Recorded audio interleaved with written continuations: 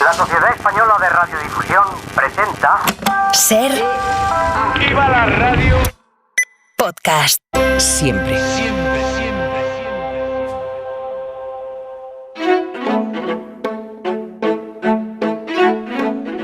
Durante la gestación, el corazón del bebé que se está formando dentro de la placenta de su madre tiene algunas particularidades que podrían estar llenas de respuestas para la ciencia.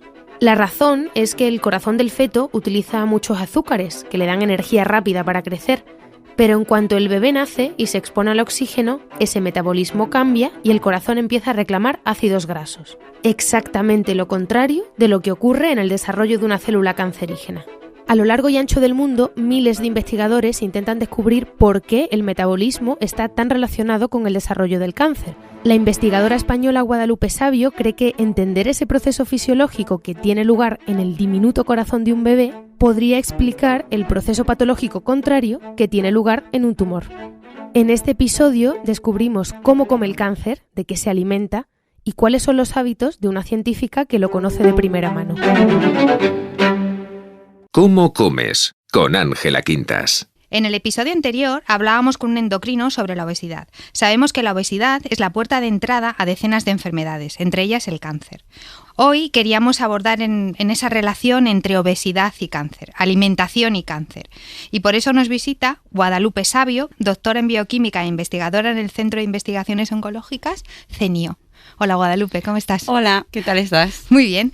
¿Qué relación existe entre el metabolismo, que es tu campo, ¿no? Entre el metabolismo y el desarrollo del cáncer? Parece que hay una relación bastante clara y es a lo que tú te dedicas. Sí, hace unos años se vio que en determinados tipos de cáncer, como el cáncer hepático, el cáncer de próstata, el cáncer de colon, la gente que es obesa tiene más probabilidad de desarrollar ese tipo de cáncer. Por ejemplo, en el cáncer hepático, las personas que tienen obesidad tienen 4 veces más probabilidades de desarrollar cáncer hepático que una persona que no tiene obesidad. Cuando se vio eso, empezamos a preguntarnos por qué pasaba, cuál era esa razón por la que una persona con obesidad tenía más propensión a tener ese tipo de cáncer. Y eso es en lo que nuestro laboratorio investiga.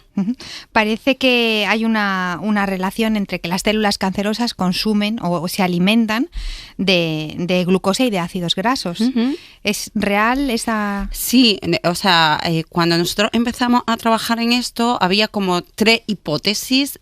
Una de las hipótesis es que cuando tú tienes obesidad, tu metabolismo cambia y por tanto los nutrientes que tienes disponibles para las células cancerosas también cambian, pero nosotros pensábamos que podía ser también fruto de otros cambios que aparecen en la obesidad y nosotros empezamos a hablar también, a estudiar también cómo cambiaba nuestro sistema inmune, nuestra inflamación cuando somos obesos y sobre todo estudiábamos también cómo cambia nuestro tejido adiposo cuando somos obesos y nosotros hemos visto que simplemente el hecho de bloquear proteínas que se activan durante la obesidad, somos capaces de reducir el cáncer hepático, por ejemplo, indicando que simplemente cómo se transforma tu grasa durante la obesidad es causante de que puedas tener más propensión a tener cáncer hepático. Uh-huh. Claro, yo creo que aquí también será importante que la gente conozca que la grasa que uno tiene almacenada en el cuerpo no solamente viene de comer alimentos ricos en grasa, sino que tu cuerpo, a través de los hidratos de carbono, mediante la reacción que se llama lipogénesis, convierte ese hidrato de carbono en grasa. Porque eso lo vemos mucho, ¿no? ¿Cómo puede ser que yo tenga esta cantidad de grasa acumulada en mi cuerpo o de repente tengo un hígado graso si yo prácticamente no consumo alimentos ricos en grasa? Exactamente. Muchas veces la gente asocia que la grasa que tiene en el cuerpo solo viene de la grasa que comen, ¿no? Cuando comemos glúcidos, como tú dices, cuando comemos dulces, estamos dando un montón de sustrato para que después almacenemos grasas. Pero es que además hoy en día sabemos que esa grasa que almacenamos, que parecía que era completamente inerte, tiene una función. Entonces esa grasa que realmente nosotros almacenamos en unas células con una función determinada, cuando le hacemos almacenar demasiada, dejan de hacer esa función, que es la razón por la que al final ese tejido empieza a ser dañino para otros tejidos, porque es nuestra grasa, donde almacenamos la grasa que acumulamos. Esas células tienen una función clave en intentar que todos los órganos funcionen de manera adecuada. Por ejemplo, son las encargadas de decirnos cuánta hambre tenemos. O sea, que si las destrozamos cuando engordamos y cuando almacenamos demasiada grasa, nuestro cerebro empieza a no darse cuenta de que tenemos que parar de comer. Entonces, ahí entraría la leptina y la grelina, claro, ¿no? Exactamente. Cuando engordamos demasiado, cuando ese tejido empieza a funcionar mal, empezamos a alterar lo que secreta ese tejido, que sirve para mantener la regulación de los otros tejidos de nuestro organismo. Claro, entonces, con esto que estamos hablando, yo creo que queda bastante claro que influye mucho lo que comemos. Exactamente, sí, influye muchísimo lo que comemos. Sí, sí. Y, por ejemplo, eso que vosotros habéis descubierto se está llevando... O sea, se está trasladando a las consultas, por ejemplo, de oncología. Es decir, cuando a alguien le diagnostican un cáncer, le están diciendo, cuidado, tus células cancerígenas se alimentan de azúcares. ¿Se está teniendo en cuenta eso ya en las consultas? Yo creo que cada vez más los oncólogos, y además nosotros trabajamos con muchos oncólogos y hepatólogos que están en contacto con los pacientes y que son conscientes que un paciente que tiene obesidad tiene que cuidar esa obesidad para no desarrollar cáncer y también para tener el cáncer más controlado, pero sobre todo yo creo que es más preventivo. O sea, creo que no solo a los oncólogos, sino a los médicos de medicina general, medicina general, son los que tienen que decirle a los pacientes el que tú tengas obesidad puede afectar a que tenga en un futuro un cáncer. Como una predisposición, ¿no? Exactamente. Uh-huh.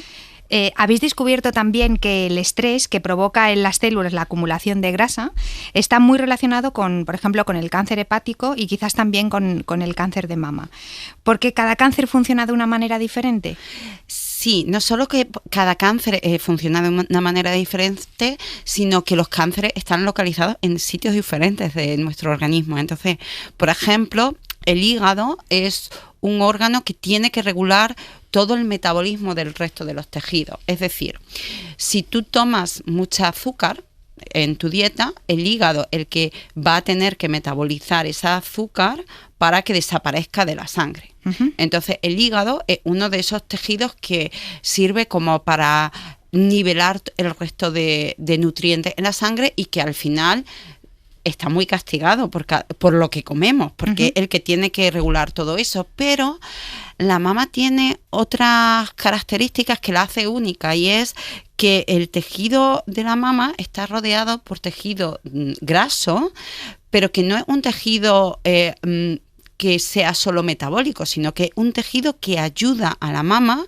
a hacer su función. Uh-huh. Es decir, cuando la mama evoluciona y tenemos un bebé, esa mama cambia y su adiposo también cambia. Entonces, nosotros pensamos que una alteración en ese adipocito, en esa célula, porque la ha hecho estresarse demasiado porque tiene obesidad, va a hacer que funcione peor, porque en el fondo está haciendo que esa célula que tenía una función tenga que hacer otra de manera muy prominente. Entonces, cada tipo de tejido creemos que va a funcionar un poco diferente, y con eso cada tipo de tumor también va a funcionar un poco diferente, sí. Y me imagino que también habréis estudiado la relación entre los diferentes tipos de grasa, ¿no? Si se trata de una grasa visceral o de... Sí, ¿no? Sí, exactamente. Cuando nosotros colaboramos con médicos de Salamanca, de Sevilla, del IBIS, y realmente lo que intentamos es ver lo que nosotros vemos en ratones, trasladarlo a humanos. Y para poder trasladarlo a humanos, lo que hacemos es ver si lo que vemos en el ratón aparece en la grasa visceral o en la subcutánea de los humanos. Y ahora estamos empezando un proyecto que es ver qué pasa en la grasa de la mama, que es tan diferente que estos otros tipos de grasa. También estáis trabajando en un proyecto sobre el metabolismo en el corazón de los bebés. Cuéntanos qué pasa, qué estáis investigando en este proyecto. Estamos investigando cómo el corazón tiene una particularidad que se parece a una célula cancerígena, pero al revés. Cuando tenemos un corazón que está todavía en el bebé, dentro de la madre, tiene un metabolismo que utiliza muchos azúcares. O sea, es un metabolismo muy glicolítico.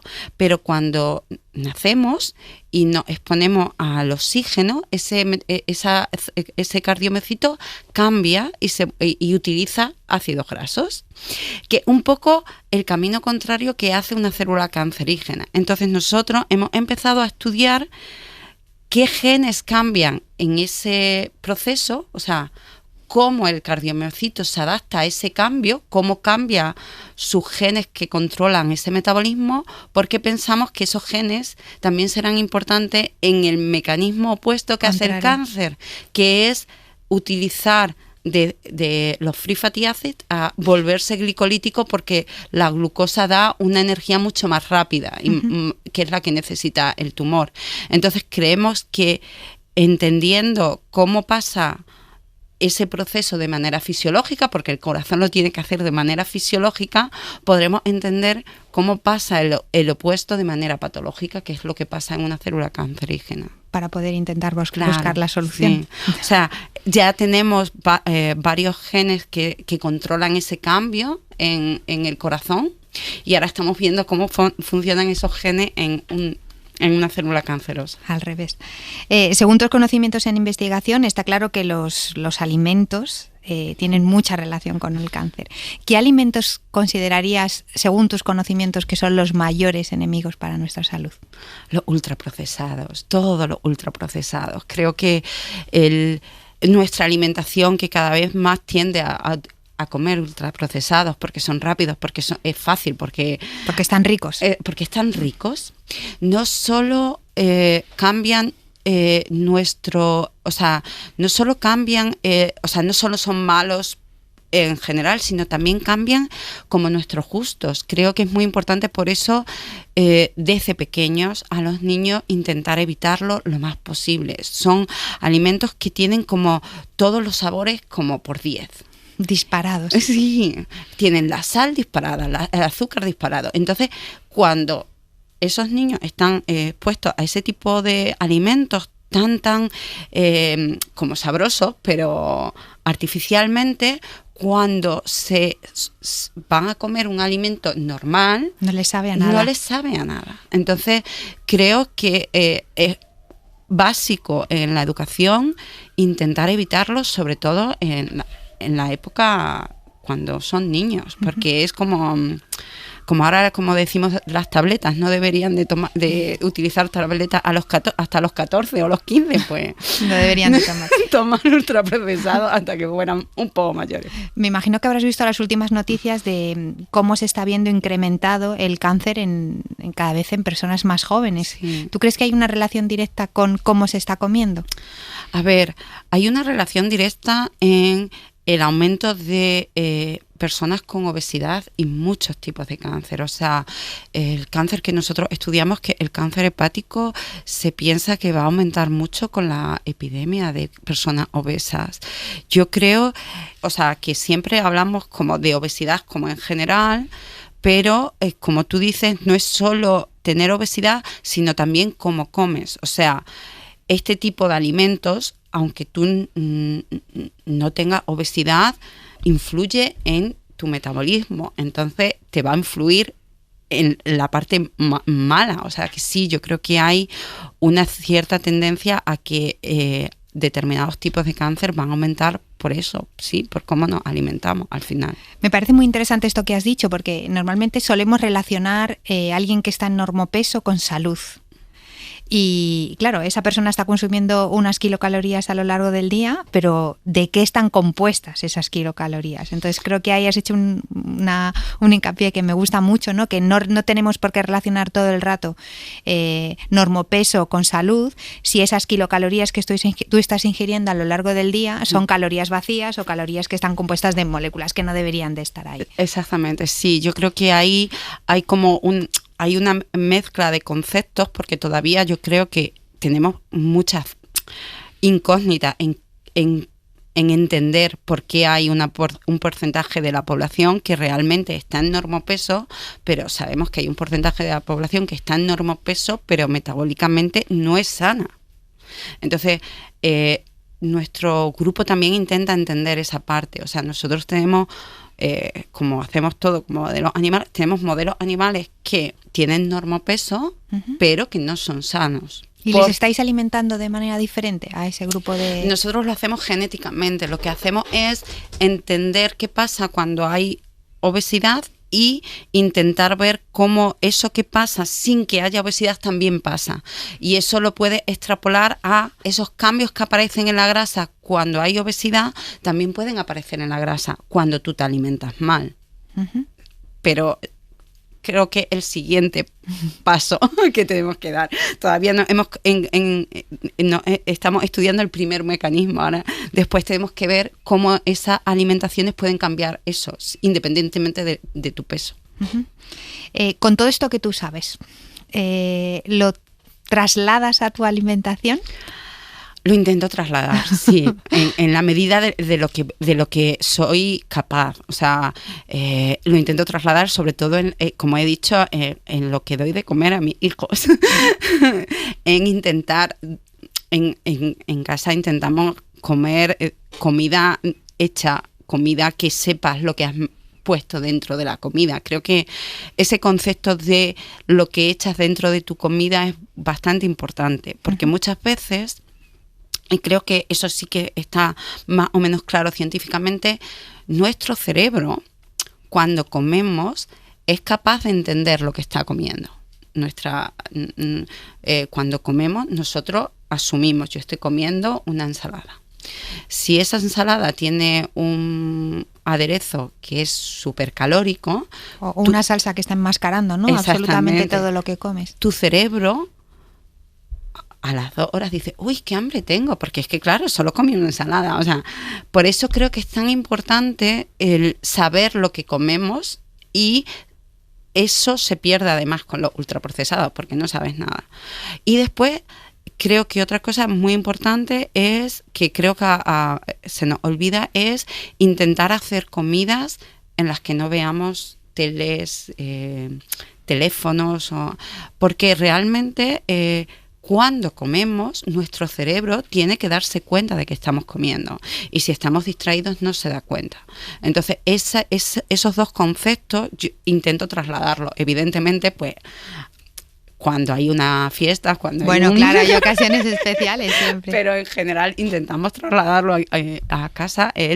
No se puede comer con la tele puesta, y intentamos siempre hacer comida en las que venga todo intentamos no tener mucho ultraprocesado y poco frito. Y que el alimento tenga forma de lo que realmente estamos comiendo, sí, ¿no? Sí, para ser un poco conscientes. Sabes que ahí se están publicando muchos estudios sobre la crononutrición, es decir, en qué momento comemos y qué comemos. ¿Tú crees que hay una relación directa también entre qué comemos y cuándo lo comemos con las enfermedades que podemos tener en un futuro? Sí, de hecho nosotros hace poco empezamos a estudiar cómo cuando tú tienes una alteración en tu ritmo biológico, cuando no duermes cuando debes de dormir, o cuando te dan la alimentación en diferentes momentos, pueden aparecer enfermedades. Nosotros lo veíamos en ratones, y veíamos cómo, por ejemplo, el daño hepático se producía muchísimo más cuando había una alteración de los ritmos circadianos del ratón, cuando no dejábamos dormir al ratón en el momento que tendría que dormir. Para que lo entendamos bien, cada uno de tus tejidos está adaptado a tener un metabolismo en un determinado momento. Es decir, cuando nosotros nos vamos a dormir, tu hígado sabe que ahora ya no va a haber comida. Entonces se adapta a ese momento, pero no se adapta justo cuando se da cuenta. Es como nosotros en el día a día. Él ya sabe qué va a pasar y entonces se va adaptando poco a poco. Cuando lo que hacemos es, pues ahora a las 2 de la mañana ahora me tomo... sí, ahora no, ahora sí. Le volvemos loco. Entonces eso hace que se altere y que aunque comamos lo mismo, sea más perjudicial para el tejido. Entonces, sí, yo creo que la crononutrición es muy importante y lo que pasa es que creo que todavía necesitamos mucha más información. Hay cosas que sabemos, que es que la gente que tiene... Que trabaja por turnos, ¿no?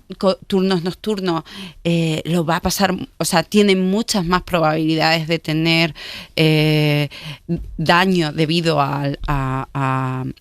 o más efectos con la misma obesidad, un desarrollo de enfermedades mucho más alta o incluso más obesidad comiendo lo mismo. Uh-huh. Y de hecho, en el CENIO estamos intentando estudiar un poco más eso gracias al biobanco que tienen de muestras y queremos ahora empezar a estudiar qué pasa con personas que tienen esos ritmos completamente cambiados. ¿Y habéis hecho algún estudio con el ayuno intermitente? Si produce algún efecto positivo o negativo sobre... No, nosotros no. Estudios con ayuno intermitente hay muchos en ratones. Uh-huh. Y en ratones sí se ve esa mejora. Mi opinión personal es que el ayuno intermitente todavía es muy difícil de controlarlo en humanos, porque tú a un animal lo ayunas y después le pones la comida que tú quieres. Yo creo que estamos en lo mismo, porque yo creo que lo que vas a decir es cómo rompemos ese ayuno. Claro. ¿No? Entonces, una persona que mentalmente quiere hacer el ayuno y sabe que, y está muy comprometida, cuando vuelva a comer, va a comer bien. Pero, por ejemplo, yo me veo a mí misma, a mí me ayunas y cuando me das de comer, yo quiero un bollo contra más azúcar puedas meter en un... Y claro, eso es contrario a lo que quiere. Entonces yo creo que ahí tenemos todavía que aprender mucho para saber, sobre todo psicológicamente, a qué persona, a qué población puedes decirle que haga un ayuno intermitente. Claro, y sobre todo lo que decíamos, ¿no? Saber con qué rompo ese ayuno es muy importante. Controlarlo muy bien. No puedes decir en general, el ayuno intermitente es bueno, porque claro, mucha gente va a decir, vale, yo ayuno intermitentemente, pero cuando vuelvo a comer voy a comer algo con mucho azúcar o con mucha grasa, entonces eso no es bueno. Claro. En este campo siempre ha habido mucha pseudociencia, ¿no? Y hemos leído titulares como alimentos que curan el cáncer o, zumos que pueden llegar a curar el cáncer. ¿Cómo vosotros como científicos que estáis viéndolo cada día en el laboratorio, cómo intentáis, contrarrestar todo este tipo de informaciones que llegan? Pues realmente intentando decir las cosas un poco claras, intentando decir que ningún alimento te va a curar el cáncer, ningún zumo te va a curar el cáncer, ningún tipo de ejercicio especial te va a curar el cáncer. Creo que, como dice, hay muchísima pseudociencia y la única manera de combatir eso es intentando explicarlo lo más sencillo posible y intentando explicar a la sociedad que realmente, lo que tienen que tener es una alimentación sana de base, pero después para curar el cáncer, como te decía, para prevenir el cáncer, ten una alimentación sana de base, y para curarlo tienes que ir a un médico, a un oncólogo que te dé un tratamiento adecuado para el tipo de cáncer. Ningún cáncer se cura ni con alimentación, ni con zumo, ni con ejercicio. Claro, pero sí que es cierto que si tú estás mejor, quizá puedas llevar mejor ese tratamiento para el cáncer. Sí, creo que ese es el mensaje. Claro, pero para eso tienes que ir a un Totalmente médico. de acuerdo, claro, totalmente de acuerdo. Sí, pero sí que es verdad que yo creo que la alimentación puede ayudar durante todo el proceso del tratamiento del cáncer, puede ayudarte para que, bueno, para que al final estés mucho mejor durante todo ese tratamiento. Sí, y efectivamente la alimentación tiene que ser lo más sana posible, porque ya el tratamiento es muy duro. Entonces, cuanto más sano coma, menos, pero teniendo en cuenta que comer sano no evita que tengas que ir al oncólogo y tratar el cáncer. Claro. ¿Sabes que también se han publicado un determinado tipo de dietas, como por ejemplo la dieta keto, ¿no? Sí. Que se ha dicho que, bueno, como la dieta keto se basa en retirar, pues para la gente que no lo sepa, retirar prácticamente los hidratos, que es beneficiosa durante el tratamiento del cáncer. Me imagino que, claro, cuando lees este tipo de cosas... A mí me da un poco de miedo, porque en el fondo una persona con cáncer pues está, o sea, es más vulnerable. Claro, ¿no? Está jugando y entonces yo creo que tenemos que tener mucha precaución en lo que decimos, como te decía, en lo que nosotros hemos visto en ratón, en lo que puedes llegar a ver en humano, y creo que a veces no funcionan igual. Entre otras cosas, como te decía, al ratón tú le puedes decir, ahora tomas dieta grasa y ahora no te la doy. Y a esta hora y en este momento. Y claro, eso lo tienes que trasladar a humanos, y para eso son los ensayos clínicos que creo que son básicos. Entonces, creo que lanzar como este tipo de mensaje es muy peligroso. Creo que por eso tenemos que tener mucho cuidado en cuando intentamos lanzar un mensaje, que a veces se lanzan sin maldad, pero que pueden hacer mucho daño. Uh-huh. Como científica o investigadora, ¿a qué preguntas sueñas responder? Pues yo creo que la que ahora mismo es cómo entender cómo la propia grasa, incluso la grasa de personas que vemos y que dices, esta persona es delgada, pero algo pasa, o sea, metabólicamente pues tiene colesterol, o sea, esas personas, cómo esa grasa es capaz de producir esos efectos y cómo solucionarlo, o sea, mecanísticamente, ¿por qué pasa? Para mí, algo que cuando voy en la calle y ves diferentes tipos de personas... ¿Te vas fijando? Sí, y cómo diferentes tipos de personas... Por la morfología, ¿no? Almacenan grasa de distinta manera. De distinta manera. Y cómo, por ejemplo, hay cosas que todavía no tenemos mucha idea, que entre otras cosas, por qué las mujeres, cuando ya hemos pasado la menopausia, empezamos a almacenar muchísima grasa en las piernas. Es como que nos cuesta muchísimo más. Y en la zona del abdomen también. Sí. O sea, para mí, si pudiera responder, creo que no lo voy a responder nunca, pero si pudiera responder eso sería... O sea, me fijo mucho en eso, en cómo la grasa se almacena tan diferente en unas personas y otras, y que todavía no sabemos por qué. Pues yo creo que en unos años vamos a quedar para ver si por fin has conseguido descubrir por qué pasa esto y que vengas a contárnoslo. Vale. Muchas gracias, Guadalupe. Muchas gracias a ti, ha sido un placer. Gracias. Hoy en Cómo Comes hemos estado hablando todo el rato de la glucosa, que la glucosa era uno de los combustibles o uno de los alimentos que tomaban las células cancerígenas. Vengo a daros una pequeña clase muy sencilla de bioquímica. La glucosa es un monosacárido que, como hemos dicho, es una de las primeras fuentes de energía de nuestras células. Existen 3 monosacáridos, la glucosa, la fructosa y la galactosa. Y el almidón, que lo podemos encontrar, por ejemplo, en el arroz o en la pasta, sería glucosa unida por muchos enlaces. Claro, todo esto sonará un poco a aquellos que no tengan muchos conceptos de química, os sonará un poco raro, pero os propongo hacer un experimento. El pan está compuesto mayoritariamente por almidón, que es un carbohidrato complejo que, lo que decíamos, está unido por muchas moléculas de glucosa. Durante la digestión, lo que ocurre es que la saliva de la boca secreta una sustancia que se llama amilasa salival, una enzima, que lo que hace es cortar este almidón y dejar las moléculas de glucosa sueltas. seguramente alguno de vosotros hayáis hecho cuando erais pequeños, haberos metido un trozo de pan en la boca, haberlo tenido durante mucho rato mezclándolo con la saliva y de repente ese trozo de pan ha empezado a tener un ligero sabor dulce. ¿Qué es lo que ha ocurrido con ese almidón? Que esas moléculas de glucosa que estaban unidas formando ese almidón se han roto gracias a la amilasa salival y de repente he empezado a tener moléculas de glucosa sueltas en mi boca que han sido las que le han dado ese sabor dulce al pan. Para que veáis que todo es química, me gustaría que probarais hacer este experimento en casa. Espero que hayáis disfrutado con esta conversación y nos escuchamos en el próximo episodio. Para no perderte ningún episodio, síguenos en la aplicación o la web de la SER, Podium Podcast o tu plataforma de audio favorita.